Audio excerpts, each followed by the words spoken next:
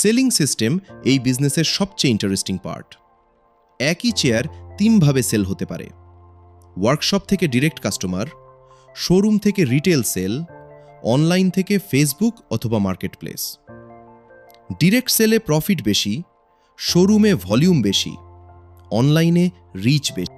Smart seller তিনটাই combine করে। এখন আসি সবচেয়ে গুরুত্বপূর্ণ পার্ট, প্রফিট।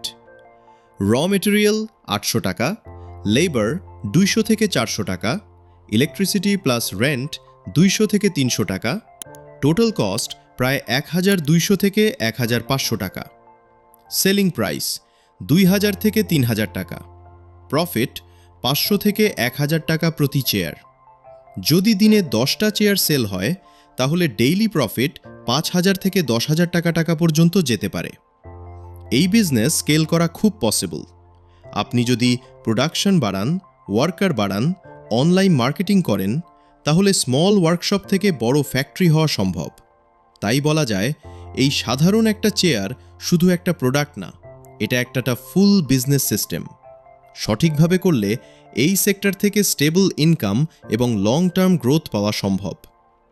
আপনি যদি বিজনেস শুরু করতে চান, ফার্নিচার হতে পারে একটা স্ট্রং অপশন।